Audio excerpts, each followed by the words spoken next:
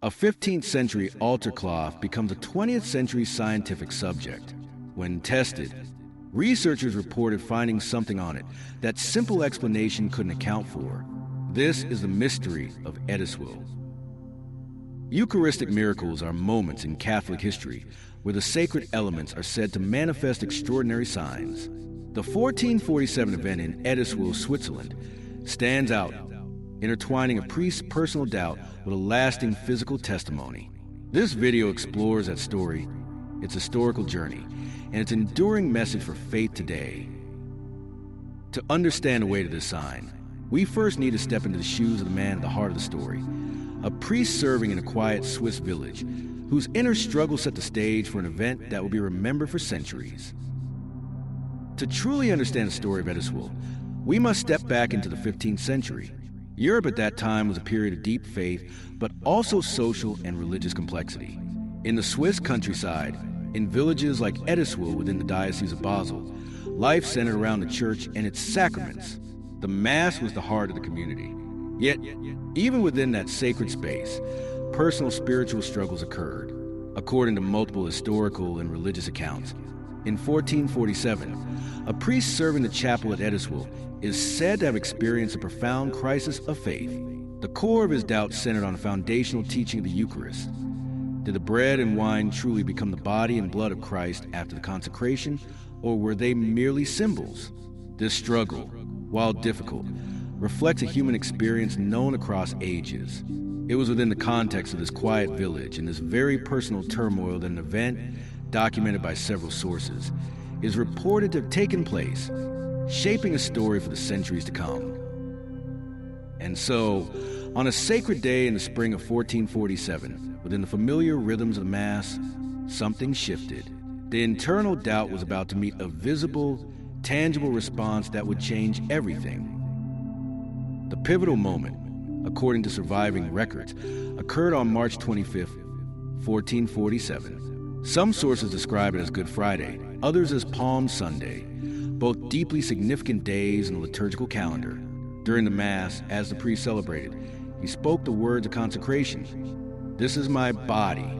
It was at that solemn moment, as he elevated the host, that something unexpected is described as having happened. Accounts tell of a red liquid beginning to flow from the consecrated host. This liquid soaked into the corporal beneath it, the white linen cloth used on the altar. The image of the host on the white cloth, marked by this substance, would have been striking. The reaction in the small chapel that day must have been one of stunned silence, mixed with awe and confusion. This event did not happen in secret, but was witnessed by at least some members of the congregation, transforming a private crisis into a public phenomenon. That moment turned an interior doubt into a visible sign, one that demanded a response. Word of such an extraordinary occurrence couldn't stay within the chapel walls. It quickly reached the ears of church authorities, prompting a question that had to be answered. What was this? And what should be done with the physical evidence left behind? News of the extraordinary event at the Ettiswil Chapel spread quickly.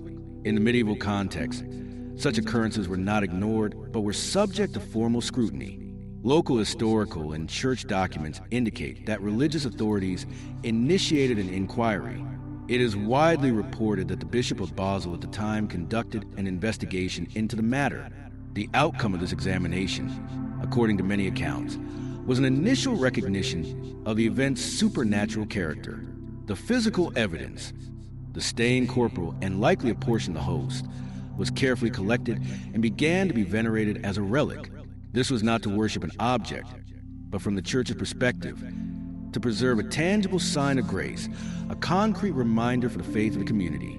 The Ettiswil relic was initially kept at the very chapel where the event occurred, becoming a focal point for local devotion and a physical testament to a story many perceived as miraculous.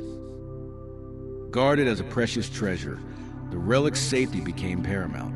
As the winds of change and conflict swept through the region decades later, a decision was made to give this object of devotion a new, more secure home, one fit for a cathedral. The relic's safety was not always guaranteed. Around the turn of the 16th century, concerns about political instability and potential conflict in the region prompted a significant decision. To protect the Ettiswil relic from risk of damage or loss, it was transferred to a more secure and prominent location, the Basel Minster, the city's cathedral. There, for over 500 years now, it has remained. It is housed in an elaborate silver-gilt reliquary, a fitting vessel for the reverence it receives. This move did not erase the story's origin, but rather brought the tale of a small village to a wider audience. The reliquary at Basel Minster became a stop for pilgrims and the curious alike. The journey from Ettiswil to Basel symbolizes the endurance of tradition, a memory of faith being preserved, transferred, and honored across generations, transforming a local event into part of broader religious heritage. Now, centuries later, the relic rests in Basel, not as a forgotten artifact, but as a silent witness that continues to speak. It invites us to look beyond its glass case and ask, what does this story from 1447 mean for our faith today? So, what is the meaning of the Ettiswil event for us today? For many believers, this story is perceived as a deeply compassionate sign. It is not seen as a rebuke for doubt, but can be understood as a response to it, a unique way to strengthen faith in the central mystery of the Eucharist. In more recent centuries, natural curiosity has led to questions about the relic's physical nature. Some sources, including writings from Catholic scholars, mention an examination in the late 20th century where samples from the cloth were analyzed. Reports from these examinations, often cited, state that the presence of hemoglobin, a component of human blood, was identified. However, it is crucial to remember that the Church does not base its faith on scientific analysis. The enduring value of Ettiswil lies in its powerful narrative of grace meeting human weakness, of presence felt in the midst of uncertainty.